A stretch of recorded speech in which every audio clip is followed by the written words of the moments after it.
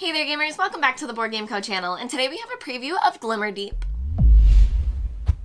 Hey there gamers, it's Professor Meg here, and welcome back to the Board Game Co channel. Today we have a preview of Glimmerdeep by Winsmith Games. Now this is a current crowdfunding campaign, so you can check out the link down below for everything that they have planned. This is a sponsored preview, and this is also a prototype copy in front of me, so all rules, components, things like that are subject to change. But in Glimmerdeep, players are going to be excavating different maps. So it's going to be a reveal and write where you are working on your engine building, and you're able to play it with 1 to 4 players, so there is a solo mode if you'd like to enjoy this alone, but players are going to be simultaneously revealing cards from their own decks, excavating different areas within their map to uncover different resources such as gold, ore, and emeralds, and then you're going to use those excavated areas to build out constructed buildings in your maps, because that's where your engine building is going to come from. That all of those buildings are going to help you during your production phase to start your engine and get that going to continue excavating out your map. So players are all working toward victory points. There are different things that will give you points throughout the game, which we'll go over,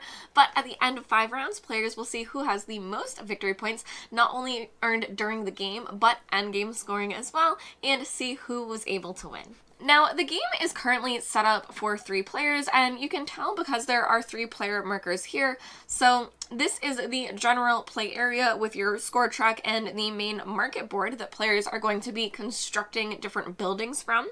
But I do only have 1 player sheet over here. So while it is set up for 3 players, we are currently the Dusk Whiskers, this red token here, and this is going to be our 1 player sheet. So all players will have their own materials, which is going to be these 2 things. And as we are the first player, these are our starting resources, but we would have a little bit more if we were not the starting player.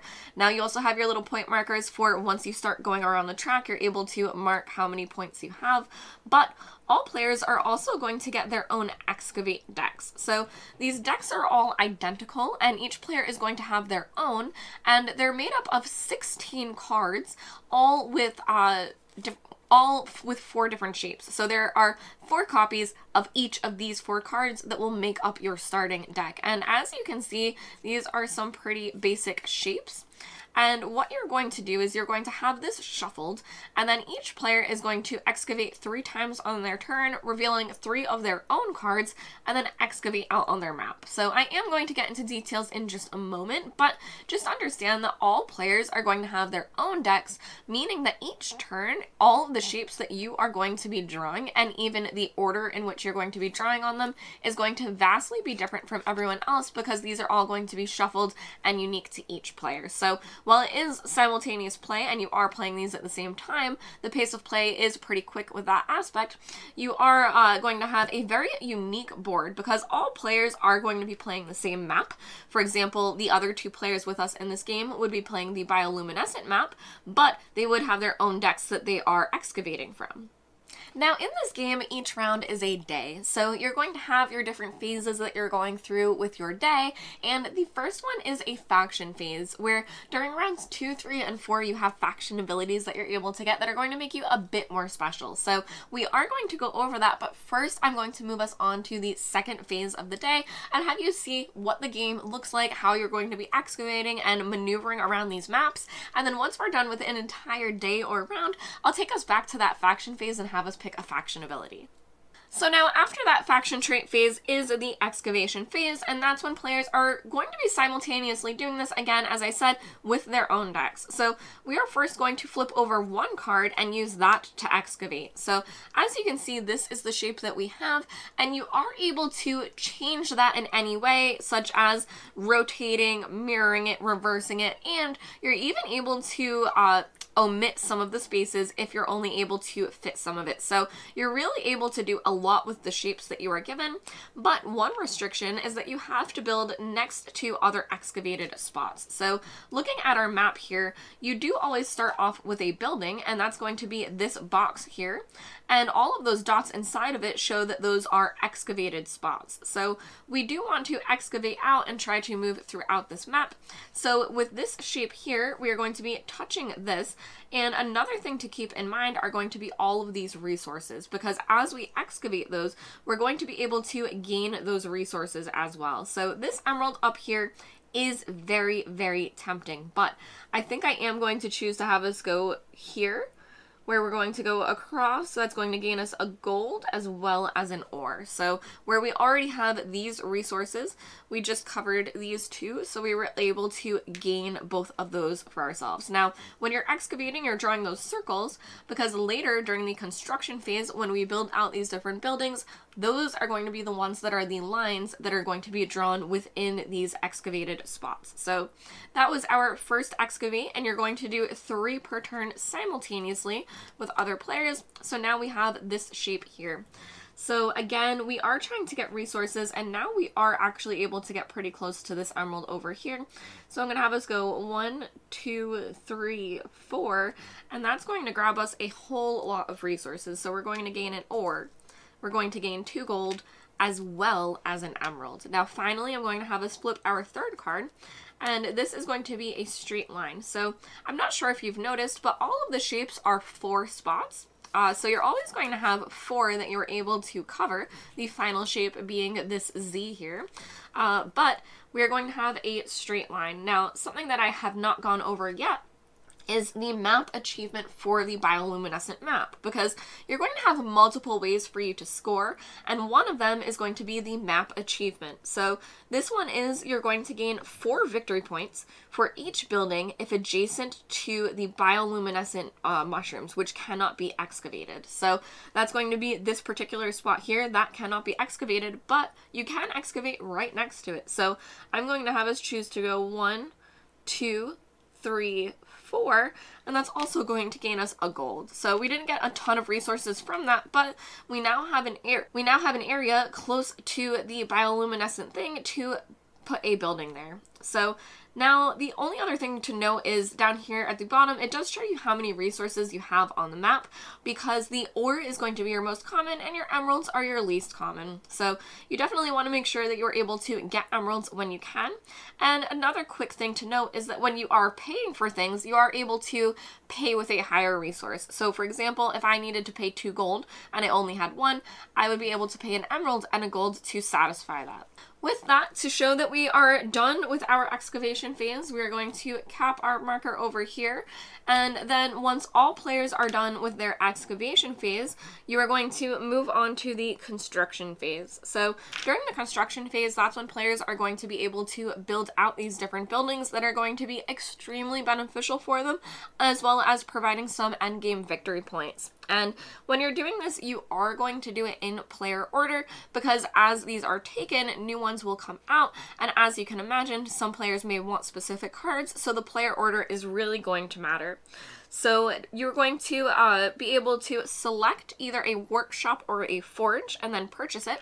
And then play will proceed to the next player. And if it comes back to you, if you still have resources that you want to spend, you're able to buy even more. But you also need to be able to have space to be able to build those buildings. So to see exactly what that would look like, the workshops are going to be a little bit easier for you to build. They're a bit less resources, and they are generally going to help you with some sort of conversion for production. Now, the forges are going to help you with endgame victory points, where a lot of them are going to relate to victory points, but they are going to be a lot more expensive, so they're a bit harder to achieve as well. But an extremely important thing to keep in mind is that they're also different sizes. So the workshops are going to be a 4-spot box, a 2x2, whereas the forges are a 2x3 or 6 spaces. So currently we actually don't even have an area where we would be able to place a forge, but we are able to build a workshop. So we are going to use these resources here to choose one of these workshops for ourselves and then build it over here. And taking a look, this particular card here is going to allow us to spend gold to turn it into an emerald, as well as excavating. And for the Dusk Whiskers, that is really great as well. We're going to go over faction abilities after the round, but as you can see, we do have a lot of gold, so that's pretty good for us. So this is going to cost us an ore and a gold, as well as an additional ore because of the spot that it's in. If this had been slid down from a player purchasing this, it would be a little bit cheaper for us, but we are going to purchase this here with both of these as well as this. And then we'll put this back into the supply. We're going to take this card for ourselves, and now we're going to need to build out that box. So we're going to draw it here. And that means that we're going to have 4 victory points at the end of the game for this building here, as well as 3 victory points for the card itself. Now, during the production phase, we're also going to be able to use this ability, which is coming up next. So again, players would be able to continue purchasing, and when this is purchased, these would also slide down, meaning that players always have an option of 4 different buildings of each type to be able to purchase from. And finally, when all players would pass, you would go on to the production phase. So now during our production phase, we're going to be able to use this ability. So we are going to spend a gold to create an emerald, and that's going to be absolutely great for us. And then after that, we're also able to excavate a single spot. Now, that's something that could even help you to get another resource or to start working out on some buildings. I want us to have a little bit better of a building footprint, so I'm going to go right here, and that is going to gain us a resource for taking that spot. So all of that is going to happen during our production phase, and these production buildings you are only able to activate once per round. So we're able to do that, but we can't spend any more for our additional gold, and you don't have to activate them. So if we did want to save this gold for whatever reason, or not do the particular action, you don't have to do so. Now, finally, after that, every day the market is also going to shift. So even if players have bought a ton of cards from this area, the market is going to wipe the last 2 cards of each type. So from your forges and your workshops, that's going to happen.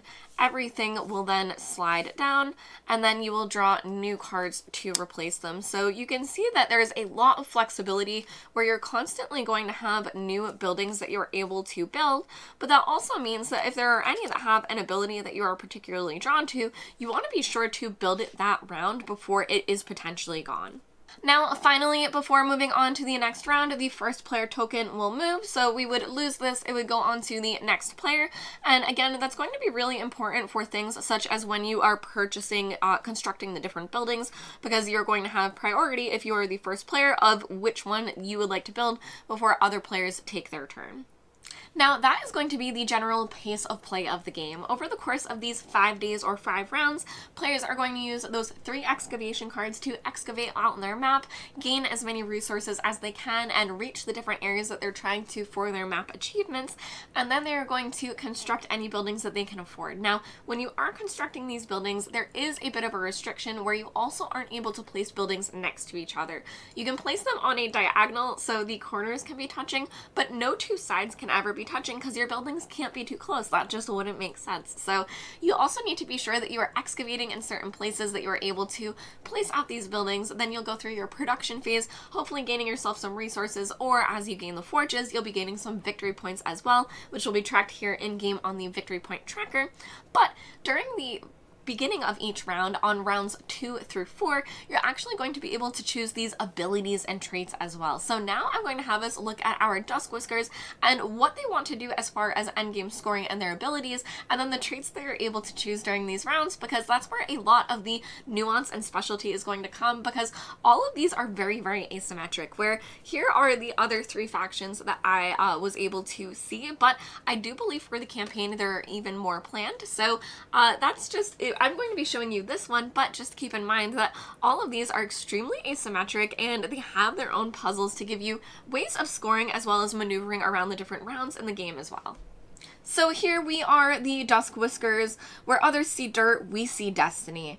Our faction calling is, at the end of the game, we're going to gain victory points equal to the largest continuous cluster of dirt spaces you have excavated on your map. So that is going to be anything that does not contain a resource. So as you can see here, this is a pretty big chunk of dirt that we would be able to excavate it and hopefully turn that into victory points. Now, this is just a few clarifications for you, but spaces with buildings are considered excavated. Spaces with must be dirt, excavated, and continuous, and spaces that contain a resource as well as spaces that have not been excavated cannot be included. So basically it would be anything out here. Currently, for example, we have a 3 spot, although actually I think this area would be even bigger for us, which is 6, so we'd be able to gain 6 points. But if we're able to dig out these different dirt spots, we would get even more points just from this ability here. So now looking at the different traits, starting on round 2, you can see here that you would take your trait 1. So looking at this, you're going to choose from trait 1 for round 2, trait 2 for round 3, and trait 3 for round 4. So each time you're going to have to choose which one you're going to do, meaning that in future games you're able to make different choices as well. So looking over here at our trait 1, this one is construction phase. When you construct a building on at least 2 dirt spaces, pay 1 fewer ore. So that's going to be really important because a lot of these, honestly, all of these on the board currently all have at least 1 ore that they require. So when the Dusk Whiskers are building, for example, this building here, if we had that unlocked, it would have been 1 less ore for us to pay for, meaning that this would have been only 1 gold plus the ore from where it was. So there's that ability, but another choice is during the production phase, you're able to excavate a dirt spot. So that thing there, the symbol, is a dirt spot, meaning something without a resource. So during that production phase, you would be able to use this ability to do that, but again, you can only choose one of those. So now going on to our level 2, we have after you construct a building on at least 2 different dirt spaces, you may immediately activate it. So that's a way for you to get an extra activation on any of the different buildings that you purchase, because you're always going to activate them during the production phase, but now you can also activate it when you purchase it as well, when you're constructing it. Now that's also going to trigger with this ability, so if you chose both of those together, you'd be able to pay 1 fewer ore as well as activating that building immediately. Now this one, as you're going to see, is going to play really well with this side. So this one is when you excavate dirt, you may excavate a regular spot instead. So this is going to be improving this particular skill, meaning that it's now 1 anywhere during your production phase as opposed to 1 that is empty. Now finally, for the level 3 traits, this one is going to be endgame scoring, so you're going to gain 1 victory point for each dirt space you have constructed over. So that's going to be a way for you to add even more scoring to what you might potentially be doing for your faction calling. But this one is going to let you immediately excavate a 2 spot. And then during the production phase, when you excavate, you may excavate 2 instead. So that's constantly escalating this production phase excavate ability, where you're going to be able to first do a dirt, then anything, and then 2 instead. So you're going to have your choices where you can even potentially choose different abilities on different sides. But as you can see, if you choose to pay into one particular side, it may be extremely helpful for you as well. In Glimmerdeep, you are going to have that sense of engine building, where at the beginning of the game, you're not going to have much. You have a few starting resources, and you are going to start excavating out, gaining resources, but as you saw what happened with us, even during the construction phase, we weren't able to build out 2 different buildings because what we excavated didn't fit the buildings that we needed to. So there is going to be those restrictions in the beginning where you're going to be trying to excavate areas for your buildings to sit on, as well as gaining the resources to gain them. But as the rounds go on, you're going to have more and more buildings that during these production phases, you're going to be gaining resources, being able to spend them, and really moving through the map. That the map does seem quite large. You're never going to be able to do it all, but you're going to be able to really move throughout it and try to hit those different map achievements to gain some victory points for yourself. So that is going to be something that you're going to be focusing on, is gaining these different buildings, because some of them are even going to give you additional excavation actions that as you start going throughout the game, as you hit the later rounds, you're really going to have that sense of engine building and all of these things crescendoing together, where you're going to have all of your different production buildings working together, gaining emeralds for you, and then converting those emeralds into something else, and then having that become points for you. So you are going to have a strong sense of that. And with that, I'm going to go over what the end game scoring is going to look like. As you can see over here, it is tracked pretty well for you, but you will be gaining points throughout the game. So, you would be tracking that to see what points you have. And then after that, you'll have your end game scoring. So with that, you're going to have your constructed buildings. So for all of the buildings that are in your player area, you will add up the victory points that are on them. You'll have your map achievements. So again, this one would be 4 for everything that was next to these different areas for the different buildings. Then you have your faction calling. So for us, it would be that 1 for our continuous cluster. And then potentially with our faction traits, you're able to unlock some additional victory points as well if that's what you choose to do. And then after that, you'll get victory points for your remaining resources. So as I noted, these are the most common. So your ore is going to be worth 1 victory point for every 3, meaning that this is not even a victory point for us. But for gold, you'll get a victory point for every 2, and for your emeralds, you'll get a victory point for every 1. So even as you start approaching the end of the game, if you're not getting things that might give you direct victory points, converting and getting these emeralds is going to be very, very helpful for you. For example, over here, to be able to even turn that into one last victory point for you at the end of the game. Overall, in Glimmerdeep, players are going to have a sense of building out a very unique map, because this is a game where it is a reveal and write where everyone is working within the same map, but between your asymmetric factions, which are extremely asymmetric, and then on top of that, having your excavate cards mean that every action that you're taking is unique, as opposed to having everyone taking the same action, you're building out your maps so uniquely from other players that you're going to have this own personal puzzle that you are working toward, trying to figure out what buildings might work best for you, especially with the resources that you have available, as well as the spots, because you may choose to have more workshops just based on how you've been excavating your map, or you might want more forges because you are able to house them in those big 2x3 spots. So everyone's going to have their own personal maps that they're really developing out, and as the game progresses, you are going to have that sense of escalating strength. So you are going to have your different buildings that you are gaining more and more, but you're also going to have those faction abilities that you're choosing a new trait on rounds 2, 3, and 4, meaning that you're getting a little bit cooler every round and able to use those faction traits for yourself to boost and try to help you find a path as to what you want to do to try to tackle these maps, because there are the different maps that you're playing as, and they're going to have these different map achievements that you're trying to do, but your faction trait might be something to help you do that. For example, with our Dusk Whiskers, we're able to excavate a little bit more, so perhaps we're able to get a bit closer to those bioluminescent spots before other players and build out our buildings. So with that, this has been a preview of Glimmerdeep. You can check out the crowdfunding link down below for everything that they have planned. I've been Professor Meg. Thank you all for watching the Board Game Co channel, and I'll see you next time. Bye!